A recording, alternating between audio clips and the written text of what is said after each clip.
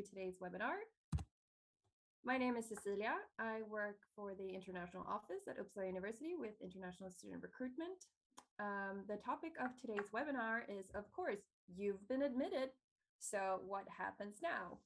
Going to go through some practical things that you need to know as a newly admitted student, things you need to prepare to start your studies, and so on. So let's get started. Well, first of all, of course, congratulations. We're very happy to have a whole new batch of students coming in this autumn. We're very glad to have you. Very excited to welcome you to our university, of course. You don't have to actively reply to your offer of admission, as in like actively confirm that you want to attend. We sort of assume that you do, but if you don't want to attend Uppsala University, we of course ask you to log into your university admissions account and decline your offer of admission. That way somebody on the waiting list can be admitted instead. You should have received an email with practical information PDFs on the 11th of April. I think most of you in here will be master's students, so check your inbox for an email that was received 11th of April. It contains plenty of practical information that you need to read through because you will need it to prepare for your studies. It's about many of the topics that we will go through today, but in more detail and with the appropriate links that you need to use. We also have a website for newly admitted students with plenty of information as well. It's uu.se/admitted. I'm sure many of you applied for the Uppsala University scholarships. If you did, you should have been notified of the result of your application via email. If you applied but haven't received an email from our scholarship coordinators, please let them know. They sent out the results on the same day as the admission results were published. I'm sure many of you also applied for the Swedish Institute Scholarship. That application or that selection hasn't been finalized yet. It'll be published on the 28th of April on si.se. And it's important for you to know that the Swedish Institute is a separate government agency from the university. So we have no influence over their selection. We are not involved in the selection. So if you have questions about the SI scholarship, please contact them directly. I'm afraid we don't know of any other scholarships that are open for applications at this time, which means that we have nowhere to direct you if you ask us about other scholarship opportunities, I'm afraid. And this is very important because you must have your financing secured before you come to Sweden. You should not count on finding a scholarship once you've arrived or on finding a job to finance your studies, because part-time jobs are hard to come by. Most of them require you to speak Swedish. And if you find a job, it might not be enough to finance your studies. And also, being a university student in Sweden is a full-time occupation. You are expected to spend 40 hours per week on your studies if you study full-time, which I assume all of you have been admitted to full-time programs. Moving on to student accounts. As an Uppsala University student, you need a student account, and this is sort of your key to accessing the student gateway, uu.se/student, the university's networks, Wi-Fi, printing system, and a variety of services that you need for your studies, libraries, those kinds of things. If you don't have a Swedish personal identity number, which I assume most of you do not, you need to contact our IT support for assistance. Just go to our website and you'll find contact information and instructions. They need some additional information from you before they can set it up. But we will also send you instructions via email next week. So no need to worry if you forget about this after the webinar. We'll send you an email next week to remind you. If you have a Swedish personal identity number, you can activate your student account either through university admissions or Edu ID. And there's instructions about that also on our website. Once your student account is active, you can log into the student register, which is called Lawdoc. And there you can see during which date you can register for your courses. If your course or your program has in-person registration, so like a physical roll call at the start of semester, you will receive information about that from your program coordinator. But online registration usually takes place in August. So no need to worry if there's nothing on Lawdoc right now, because it's still pretty early on. Tuition fees. We're getting a lot of questions right now about the tuition fee invoices. They will be sent out during the next few weeks. Our tuition fee coordinators are hard at work finalizing everything before they can send out the invoices. The payment deadline will be stated on the invoice. And to be guaranteed housing through the Uppsala University Housing Office, you must pay the tuition fee by the deadline on the invoice. You must also have paid the first semester's tuition fee before you can apply for residence permit, because that is sort of your confirmation that you're going to attend the program as the migration agency sees it. However, once your tuition fee has been received, our tuition fee coordinators will send you a confirmation email saying that yes, you can go ahead and apply for the residence permit. So they will let you know when everything is settled, when they have your tuition fee, when it's been attached to your person in the registry, and so on. If you have questions about the tuition fee payment, feel free to contact our tuition fee coordinators at feemaster@uu.se. So, residence permits, which I have already mentioned briefly. If you are a non-EU or EEA citizen, you must apply for a residence permit if you're going to stay in Sweden for more than 90 days. I won't talk about residence permits today. We have a separate webinar about that, which will be actually tomorrow at 10 a.m. You received a registration link to that in the email that you received on the 11th of April. So the same email where you may have registered for this webinar. You can see the registration page here on the right. Our migration officer, Leif, will talk about everything you need to know about the residence permit application. He is our migration expert. Highly recommend that you visit the migration agency's website beforehand to prepare for the webinar so that you know what the application looks like, sort of have an overall view of what to submit to your application. That way you can then bring your questions to the webinar and Leif can explain any questions you might have. Housing, yes, important question, of course. We have a housing guarantee for our fee-paying students, and that of course includes students who have been awarded a scholarship. Rent in the guaranteed housing varies between about 4,000 to 7,000 Swedish krona per month. Rent is paid monthly in Sweden. We will have a separate application for the guaranteed housing, which opens in mid-May. There will be a special link to that application, which we will send you via email a few days before the application opens. So remember to check your email frequently. If you haven't received a housing application link by the second half of May, let us know and we'll send it to you. The housing guarantee is only for the individual student. So if you have accompanying family members, you must find housing on your own. The rooms offered by the housing office are only suitable for one person. So you will need to find your own housing. If you are an EU or EEA student, you are also responsible for finding your own housing. But do not worry, we will have another webinar on that subject on the 11th of May to talk about how to find housing on your own in Uppsala. So we will, of course, provide you with the information you need to look for housing on your own. Moving on to insurance. And this is a very important topic because you need to know what form of insurance coverage you have. Because if you are uninsured, healthcare can become very expensive in Sweden. And that is why we have, for our fee-paying students, of course, including students who have been awarded a scholarship, health insurance through the university. And this insurance includes accident cover, emergency transportation home, emergency health care, dental care up to a certain amount, repatriation liability, and legal cover and property protection. However, this is very important.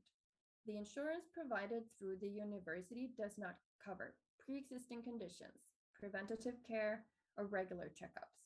So, for example, if you have a condition that requires preventative care, or maybe you take some form of medication on a regular basis, then you will need to purchase private insurance to cover those costs.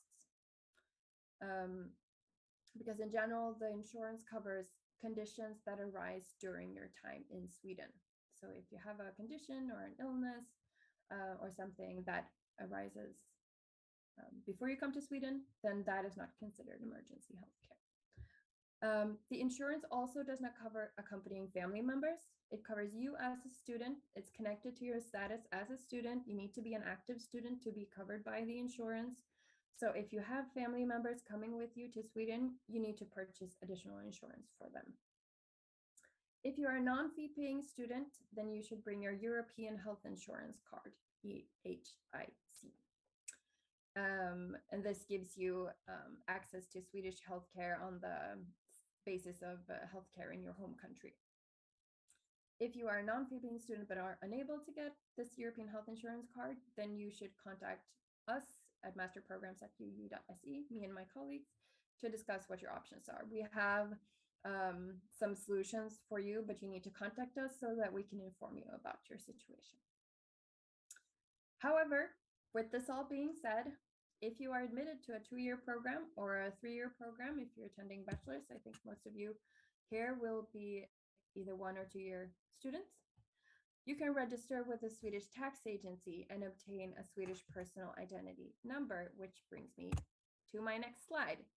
So, as I mentioned, if you're admitted to a program that is longer than 12 months, then you can apply to register in the Swedish Population Registry, which is administered by the Swedish tax agency, Skatteverket in Swedish. You can see their logo here at the bottom. Once you register in the population registry, you receive a personal identity number. It's based on your date of birth and 4 random digits.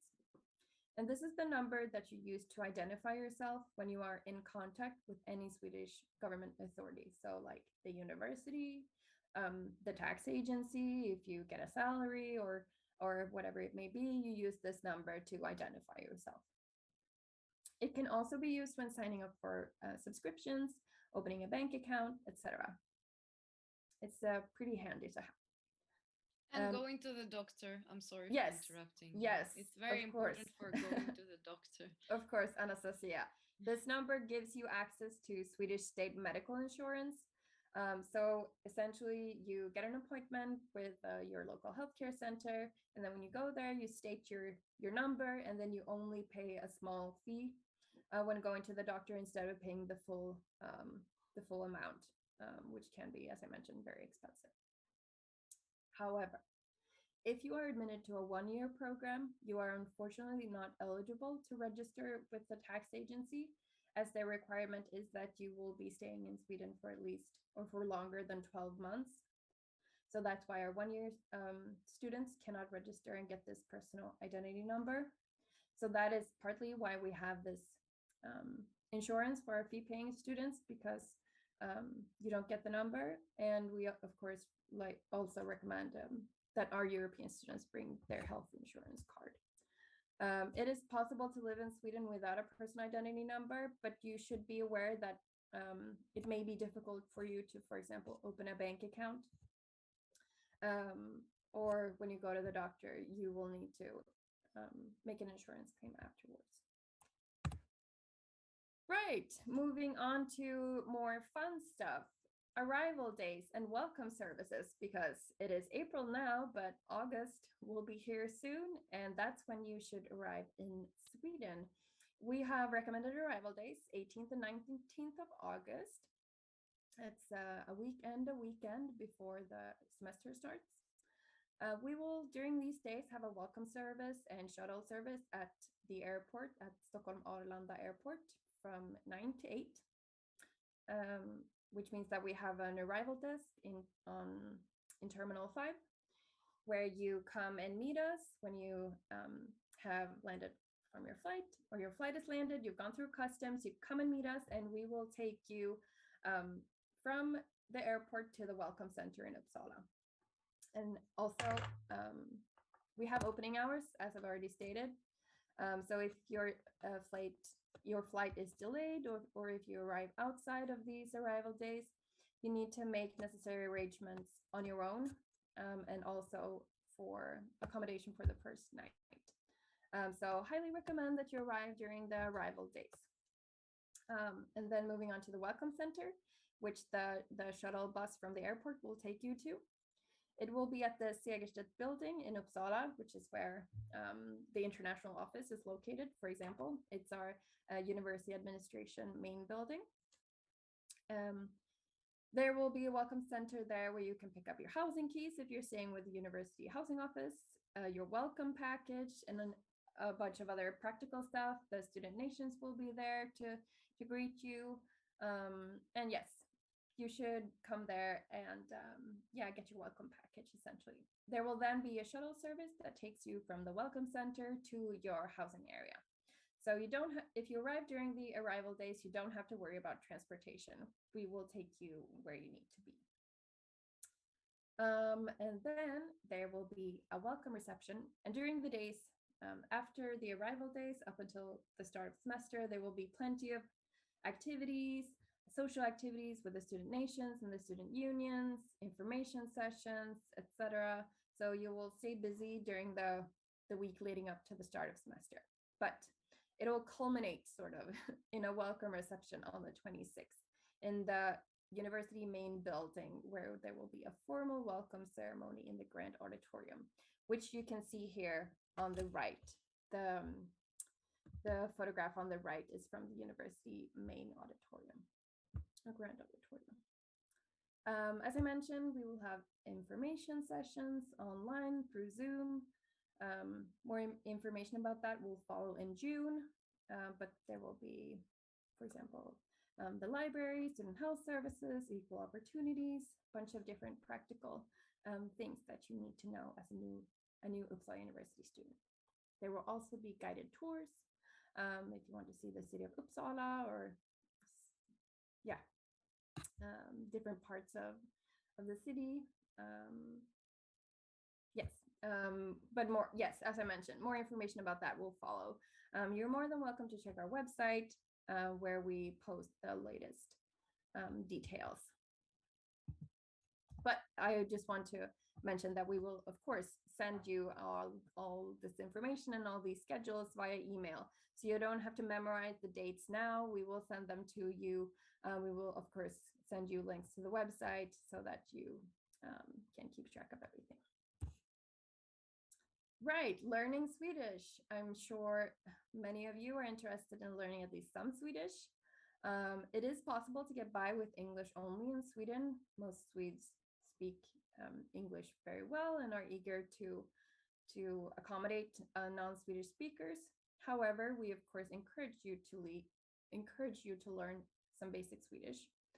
You will most likely need to know some Swedish if you wish to remain in Sweden and work after your studies, because even though, like I said, most Swedes speak English, most Swedes are very accommodating with non-Swedish speakers.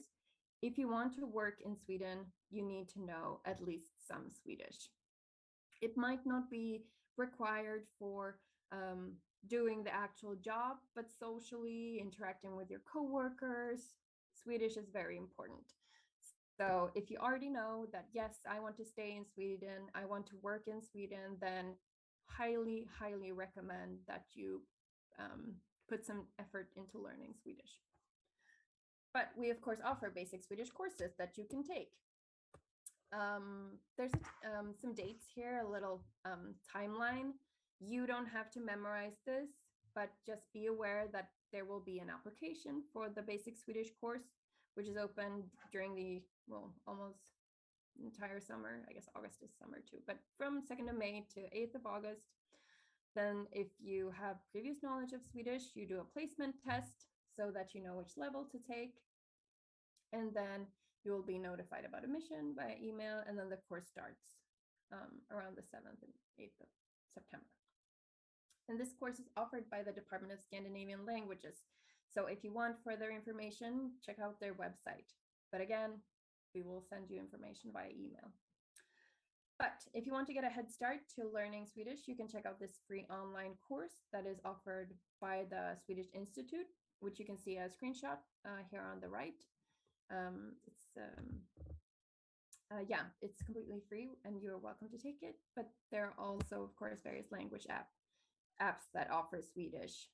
For example, Duolingo. I see Anastasia nodding. Yes. Right.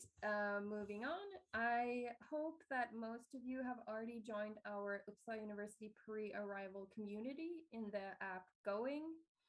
You should have received an email with an invitation to Going earlier during the week. You can see the email here on the right. I just included a screenshot. And this app is a chance for you to connect with your future classmates, students sharing the same interests as you, students from the same country, whatever it may be.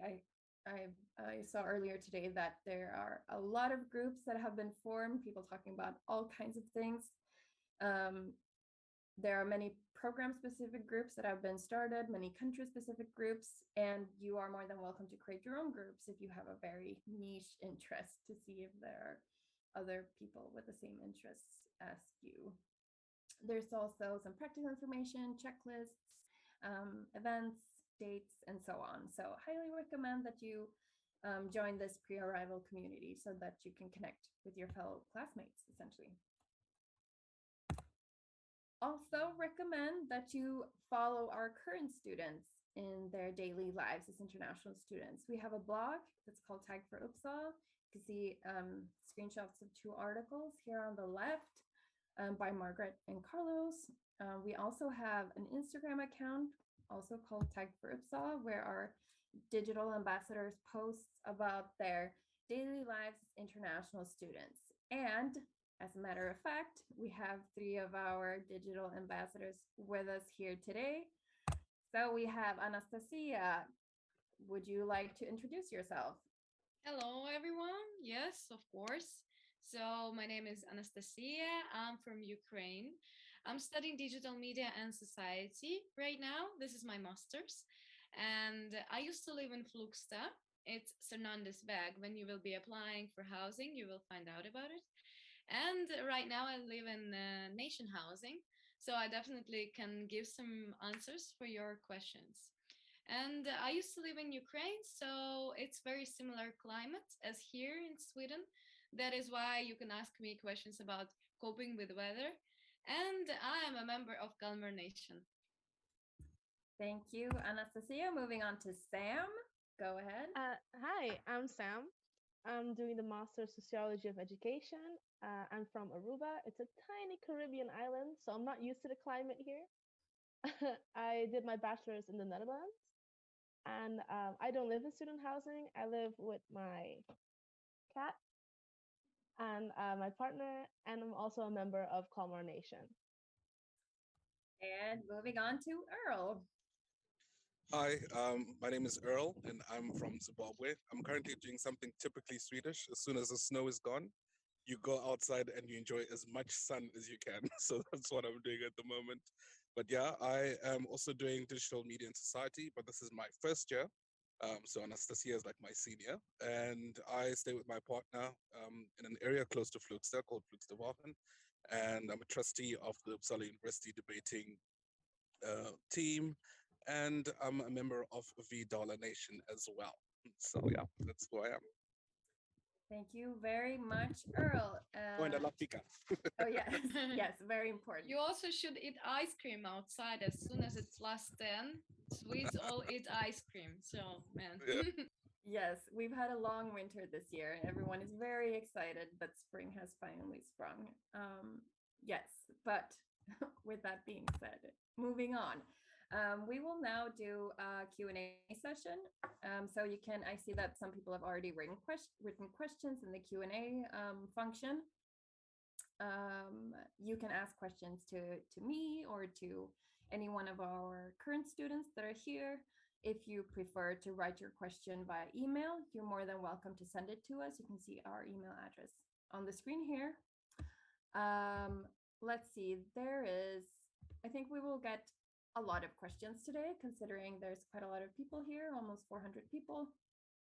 So I will ask you to, if you see that somebody has already asked the question that you were going to ask, you can just upvote the existing question, and then I will know that many people have the same one. And that way I can know which questions are most popular and that we should focus on. But yes, I will just start. Oh, I see, Anastasia, you've already answered some questions. Yes, okay. Being productive here. Yes, very good. Let's see here. I'll sort on most upvotes. I haven't received the email with the registration for the residence permit and all the other practical information. Who can I reach out to? From Arshia. You can reach out to me via the email on the screen, or this email address goes to me and my colleague Lina. We will answer and just send you a new email so that you have all the practical information that you need. Yes. Let's see here. I'm waiting on the waiting list for a scholarship. How can I know my possibility of getting it? I'm afraid that's very difficult for me to answer, as it, I assume, depends on your waiting list number, how many scholarship recipients decline, etc. You can contact our scholarship coordinators and ask them, but I assume there's a final date when they will close the waiting list. So reach out to them to discuss your situation. We have a question from Alexander. I heard that in Sweden for formal events like the welcoming, there's a certain formal dress code.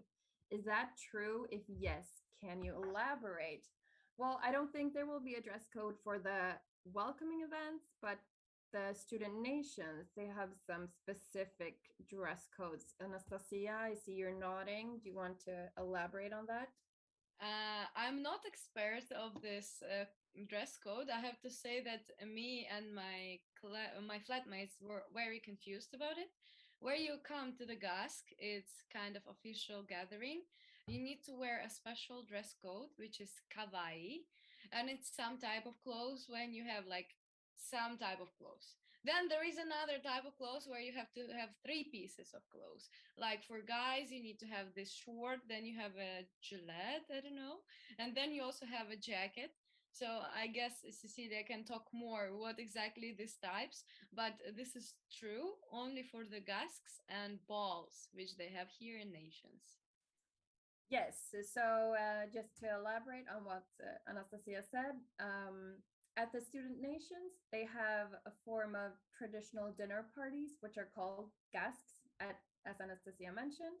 It's like a dinner party, and then there's usually an after party with dancing, like club style. And during these dinner parties, they have dress codes, which are usually kawaii, which is like, I'm not sure of the appropriate, like I don't have a perfect English translation off the top of my head, but it's like you wear, as a guy, you would wear a suit, or as a woman, you would wear like a knee-length dress or like a pantsuit. Yeah, just like somewhat formal attire. And then there's also, for the balls, there's a dress called dress code called högtidsdräkt, which is like formal outfit, and that usually means a ball gown or a white tie. And that's pretty common. Like if you walk around Uppsala in May, there are a lot of balls happening. You can just all of a sudden run into a group of people wearing white ties and student caps and ball gowns. So that's a pretty common sight in Uppsala. But I don't think they will have any events with this specific dress code during the welcoming. So don't worry about having to bring like a white tie or a suit or anything. If you choose to go to a GASC or attend a nation party, then they will tell you about the dress code then. Yes. Moving on. Another question from Alexander. Once you get the ID number, does it stay for life? Or do you have to apply for a new one when you may return to Sweden? If you get a personal identity number, you have it for life. As I said, it's based on your date of birth and 4 random digits. And you get it because you're entered into the Swedish population registry. And then if you move to Sweden, you tell the tax agency that, hey, I moved from Sweden, but you still have the number. So if you come back, you just tell them, hey, I'm back. And then you just have the number. Another question from Alexander. Why did you choose the nations that you are in to our current students? Samantha, do you want to start out? Why did you choose Kalmar Nation? Well, at first I just visited a bunch of nations because that's the best way to find your perfect nation. But I was really intrigued because I am part of the LGBTQ community, and the first thing I realized at Kalmar was a bunch of rainbow flags and a bunch of posters of gay night. And I talked to them about it, and they were really excited. And then they invited me. They gave me a tour of Kalmar, and they invited me for a night of drinking. And everyone was just so happy, so nice, and everyone could just be themselves and wear whatever they want. And I was like, this is it. This is where I want to be. So that's how I picked my nation. Very nice. I'm so glad that you had that experience. Anastasia, how did you also pick Kalmar Nation? So I didn't have that big tour as Samantha had, but I came also like last year, before, like when it was my first year of masters, and I came to Kalmar because some of my corridor mates were members of Kalmar, and one of them used to work there as well. So I came, and there was the head of the nation, and he said that Kalmar is a small nation with a big heart. So he made me a tour around. It's actually one of the coziest houses of the nation. Every nation has their own house and a library where you can study. So I loved it a lot. And as Sam already said, it's very open, and it's also actually very creative. What I like is their theater, their choir, their open mics. They always have some activities. They even have chess club. So, and they used to have yoga as well. So I really, really love Kalmar. They're very open, really creative. Like, personalities there are so nice. And Earl, how did you choose Vidala? Proximity. I know it sounds weird, but most of the nations are all in the same place. But mine was literally the closest to economicum. So when I was walking, I was like, "Hey, it was literally the first nation that I bumped into on my way from class when I was looking for a nation and all sorts of things." But I think second to that was the idea of housing, because I feel the others will obviously might object to this, but I think when it comes to housing, my nation has got some of the best housing in terms of the size of the apartments, just how nice they are and all sorts of things. So yeah, I mean, different nation, different things. Mine was housing, and they've got a okay pub. Oh yes, and we've got a band. We've got a percussion band, and I was a percussionist back home in Zimbabwe. So I was like, hey, that sort of works. So yeah, it was like a win-win for me. Thank you so much for sharing I that. just wanted to mention, not to be advertiser of Kalmar only, that different nations, they have their own pluses and minuses. Like, for example, GH, they have their Mondays where you buy one burger, get extra for free, and Snarikes have the best parties, and etc. etc. So as Samantha said, you just should go around. You will get a free week, so you'll just have tours around nation, enjoy them, and pick the one which you like. Yes, that is a very good suggestion. You can go and visit all of them, talk to the people who are there, ask what type of clubs do you have? Do you have a band, choir? Or most of them have choirs and orchestras, but like what profile they have, and then you can just decide which is more suitable for you. And then you can always like leave the nation and join a new one if you decide that I'm spending more time at Östgötaskolan that I'm doing at Kalmarnaskolan, and then you just switch to Östgöta. So it's not you're not set for life. You can change your mind later on. Yeah, and last point is that you can be a member of several nations. Yes. It can be good for you to get the points for housing. That's what I did when I was applying for housing. I was Vidala member, Snarikes member, and Kalmar member, and I was just collecting points and hoping to get housing, because housing in nations is cheaper. Yes, and I see that we have some questions about finding housing on your own. How do EU students usually find housing? And we will do a separate webinar about that. But there are a number of private housing companies in Uppsala. Some of them are more targeted towards students, or like you have to be a student to apply for their housing.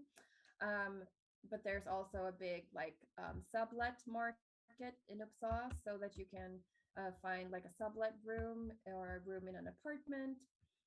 But highly recommend that you attend our webinar about that, or just there's information about our website, links and resources to where you can look for housing. So I recommend that you attend the webinar and check our website. But you can also email us and we'll direct you to the right resources. Okay. Do I need to activate my student account soon? Is there a deadline? You should activate it as soon as possible. There's really no point in waiting. You can do it now, so might as well. It is a bit of a process if you do it remotely, because our IT support, they need to send you a physical letter with an activation code.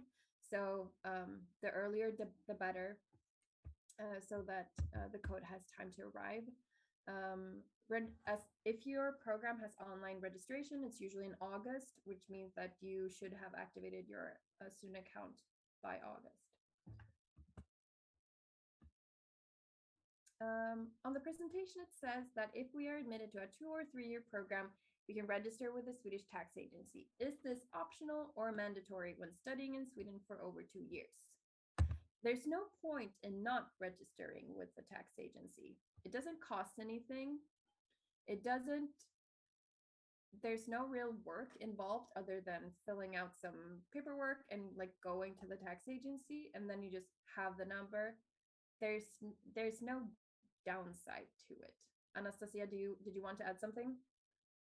Yes, definitely. I have to tell you my own experience and experience of my Flogsta corridor mates. It is very, very hard to survive in Sweden without this number if you have the opportunity to have it.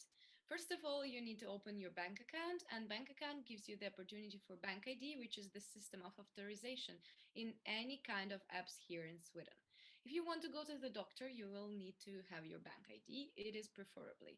If you need to go, I don't know, get some insurance.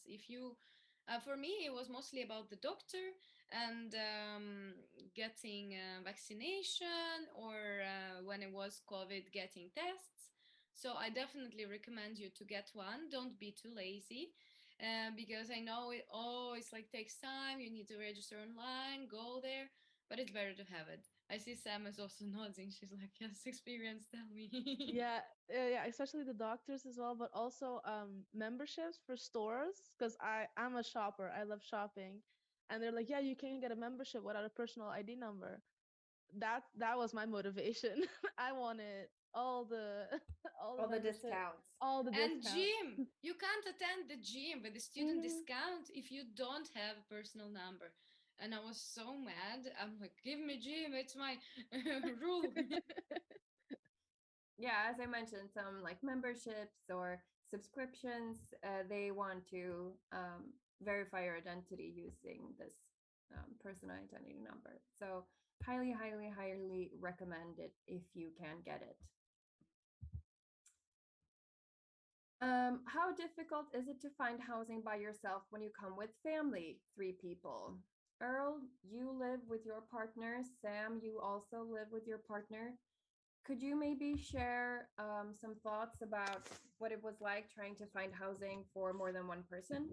Yeah. I think I'll just go ahead, Sam. One of the first things that you need to be very, very cautious and very aware of is there's always going to be someone who's trying to take advantage of you, because there's people that know that there's a whole lot of students that are coming. So I think the first thing you need to start off is with like a warning to say there are scammers. They will try and scam you to get housing, especially if you're getting housing by yourself. But I don't want to get into too much detail because there's a whole webinar for it. So please make sure you attend that webinar. But if you don't have housing guarantee, there are different websites. There's Facebook Marketplace. There is Blocket. It's a Blocket Postad, where you get housing where people are subletting their apartments as well. And there's various people that know that, students are going to want housing and they've got apartments. Maybe they've moved out of the country or they've moved to a different city and they've got, their places are available. So it is possible to find housing. But if you're coming with a larger family, I mean, it's easier if it's just you and your partner. But if you start adding children to it, I think people need to also be aware that the social services expect a certain standard of housing that you're supposed to get in terms of the number of rooms, and all those things. So people shouldn't forget that, if you're coming with a child, you need an extra room. If you're coming with two children, maybe that's two rooms and all those things. So I think it's very, very important that but it is possible to find it. I mean, I am still living here, so I should say that you're going to be fine. Sam, yeah? Yeah, scammers are really it's really important to talk about it, because I also especially through Facebook, you think, oh, you found something, but it's not really true. But how I experienced it, I just ditched Facebook altogether because I was so afraid of scammers. But I went on a lot of website with queues, because in Sweden they have a lot of housing queues, and then technically you just stand in a queue, and the longer you're on the website, the easier it is, and the faster you're in the queue. And it did take me some time, especially since I wasn't only moving with my partner, I was also moving with my cat. And that added something extra, because moving with pets, not all housing allows pets. So it's important to send emails, ask them if it's allowed, and just have patience. Is the best advice I could give, is have a lot of patience. And just Google all the websites you can find, Yeah. I would And say. join the housing queue now. Yeah, yeah, Like right now. Yes. as fast as you can, honestly. Yeah. Yes. And also important to point out that you can join a housing queue even if you don't have a personal identity number. Yes. So you don't have to wait until you come here. You can join the municipality in Uppsala has its own housing queue. You can join it without the number, and then you, like, every day you're in the queue, your chances increase of finding housing through that queue. Yeah, and moving with pets. I've wrote on the Uppsala website, or a blog. I also wrote a blog post about it, so maybe you can give it a little read. And there are some websites you can already find housing for, not just pets but also with your partner. So Yes, check that's a out very the good tip. check the Instagram, check the blog. Yes, Sam's blog post was very informative, so highly recommend it. Does the Swedish course have separate tuition? No, it does not. However, you don't get credits for it. Let's see here. You can still see my screen, right? Got a little note about screen sharing. Yeah. There's no tuition fee for the Swedish course, but yeah, you don't get credits for it. Are there scholarships for non-fee paying students? No, we don't have scholarships for prospective non-fee paying students. The university has scholarships for current students that any student can apply to, but they're very competitive. I mean, we have like 50,000 students and everyone can apply to these scholarships. So it's very competitive, and usually they're not very big. It's just like pocket money. It might not even cover like 1 month of living costs. Great for you if you are awarded one of these scholarships, but don't count on it to finance your studies. Can a student work part-time as a lab assistant or a teacher's assistant? You can, but it's not very common. It's not like every department has X amount of lab assistants or teacher's assistants. No. If they do, they announce it. Anyone can apply for it, but it's not very common. It's usually very competitive. So at Swedish universities, we don't have a form of like, I know some American, or it's common at American universities to have like work study, where you're essentially like given work, you're allowed to work at the university. But that's not really a thing in Sweden. Any position you apply in open competition. So it's usually very competitive, and you should not just count on finding a job at the university.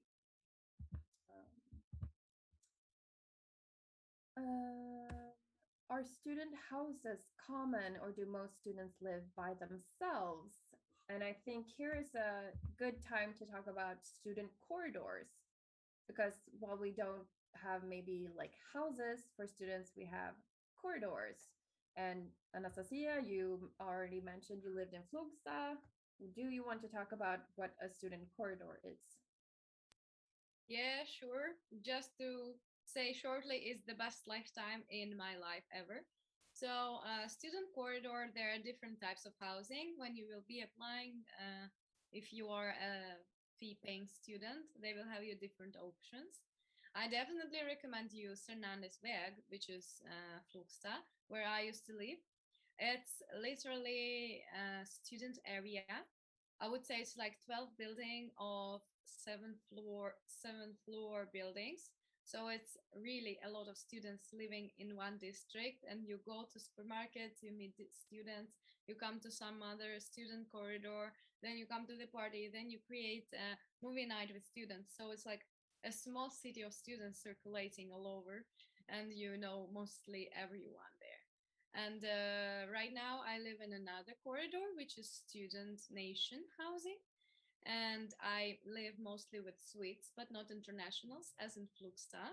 So it feels a bit different, just so you know that internationals are more open for making new friends because they are alone here and they also don't have friends as for example I do, but Swedish people already are settled here and they have their partners, they have their friends, so it will be a challenge for you to become friends with them, but I have some here, so it's not impossible.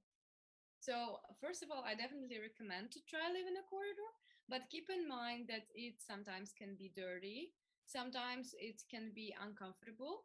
Just so you know, there is no heaven because some options are better than other ones, and you need to pick what is better for you. Like for me, it's better to live with people, but in such circumstances, for some, it is better to live alone. But not me, no.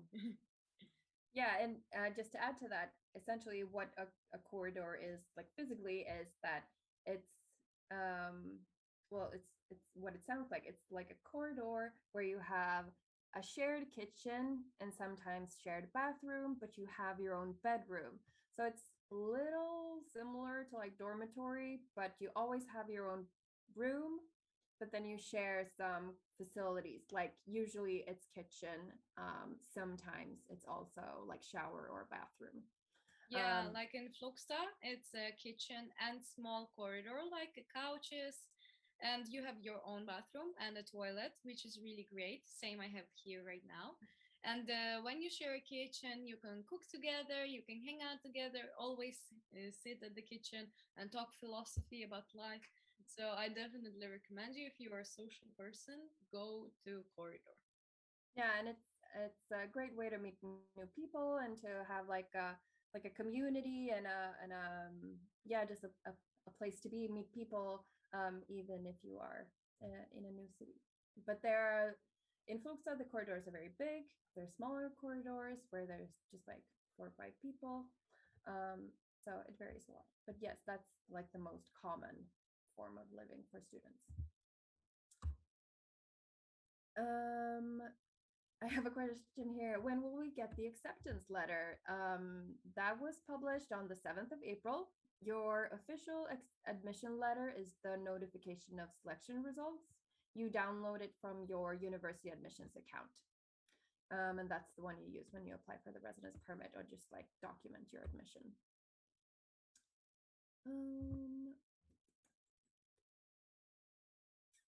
Let's see here. Most upvoted question right now is, are there any prerequisite conditions regarding COVID vaccinations? No, there is not. I believe that if you come to Sweden and would like to get vaccinated here, you can do so. But there's no vaccine requirement to get the residence permit. There's no vaccine requirement to enter Sweden. There's no vaccine requirement when attending events in Sweden. So no, there's none. When can we join the student nations? Is it done randomly at the start of the semester? I'm asking mainly for housing reasons. most join the nations after arriving, but if you should be able to join as soon as you've been admitted, but you would need to contact the nation that you wish to join, talk to their like the head of the nation, and ask them for assistance. Anastasia, did you? Oh, okay. I No? can give a mic to Sam. Oh. Yeah, you can also just join the nation throughout the whole semester. You don't, so let's say you're not during the first arrival weeks and you arrive later, you can also still apply for a nation. And what Cecilia said, you have to just or contact the nation or go during the opening hours of the curator and just say you're interested in joining the nation, and then you join. Yeah. I was going to say that you can actually do it online. There is a website called uppsalastudent.com, and you pay the memberships and you pay online. So I guess if you are right now admitted student, maybe there is a chance that you can join now, but I'm not sure about it. Please double check me if yes or no. We have a question about contact hours, lectures, or seminars. How many contact hours does the average master student at UU have? And this can vary a lot, but Sam, how many classes do you have in a week, or how many hours would you say? I don't have a lot of classes in the week. I would say one, two, three, four. I now only have 8 hours in a week of contact time, and the rest is just reading and preparing seminars, writing, and all of it. But I know that some other people, they do have longer contact hours and less reading and writing to do. So it does depend on the study. I think mine is a mixed bag, but I feel like the whole weight of the academic world is on my shoulders because I have now at the moment my core classes and electives. I've got one, two, three, four. I've got 9 lectures every week, and each lecture is 1 hour 45 minutes. And then you've got reading as well and stuff like that. So that happens. And some lectures start at 8:15. Early mornings. Yeah, like in my program, it also wasn't a lot, but there was a lot of assignments like every week. But I know that in the medical program, it's lectures from 8 in the morning until 4 p.m. So you just will have your separate schedule. Just check the program online, and I think you can see it. Yeah. Yeah. Sorry, Oh. go ahead. No, like yeah, because I have a lot of reading to do, so I understand why I don't have contact hours. But for example, my boyfriend, he does biology, and what Anastasia said, they start from 8 or 9 until 4 or 5. But he doesn't have that much reading to do or assignments next to it, but mostly contact and practicals. And so, just check your schedule. Just check your schedule. Yes, but all in all, like you're expected to spend 40 hours a week on your studies, but for many natural science programs, that's mostly spent like in the classroom, lecture hall, but for social sciences, humanities, it's a lot more self-studies.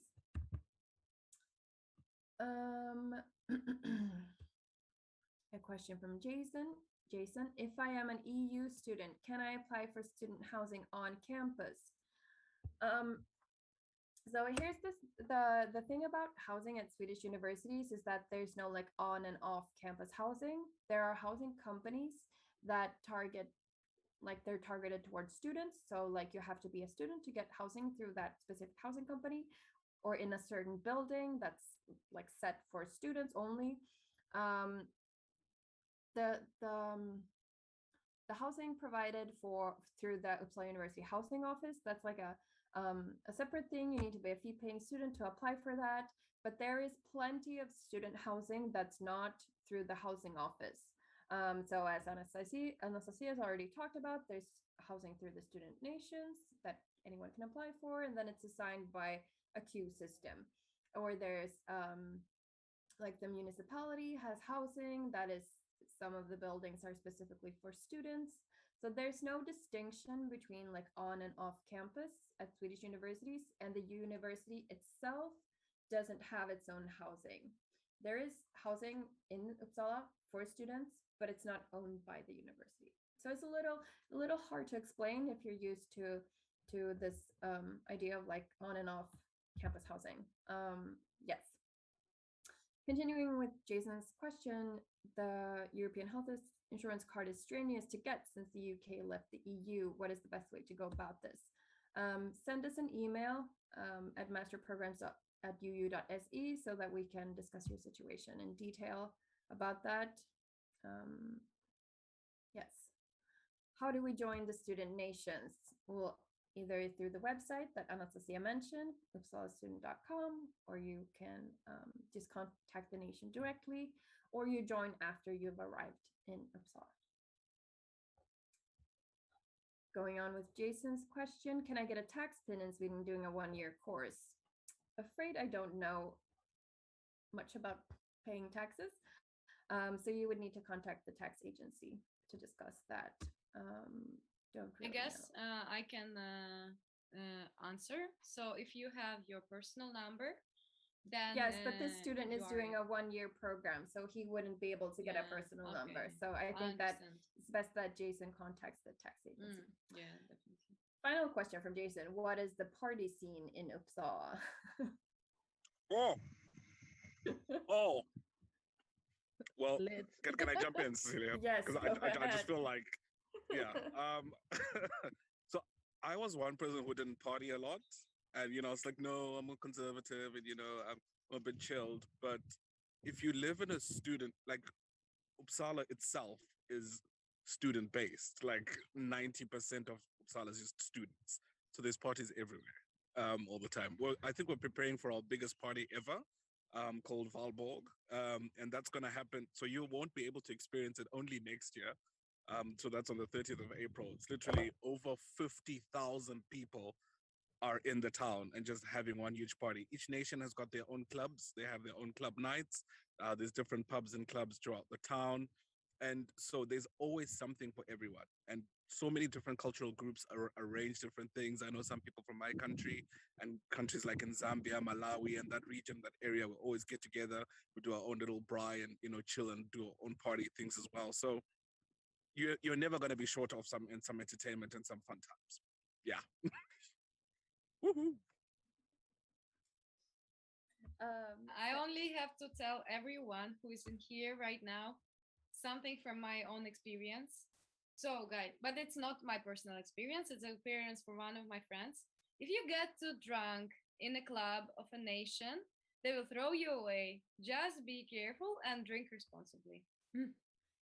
Yes, we encourage all students to, of course, drink responsibly during their time in Uppsala. Thank you, Anastasia. We have so many questions in the Q&A. We will not be able to go through all of them today. There are a lot of questions about housing. Please attend our housing webinars so that we can elaborate on these subjects. I can see that there are a lot of grateful people who enjoy being able to ask their questions. But yes, I think we are going to have to wrap things up for today.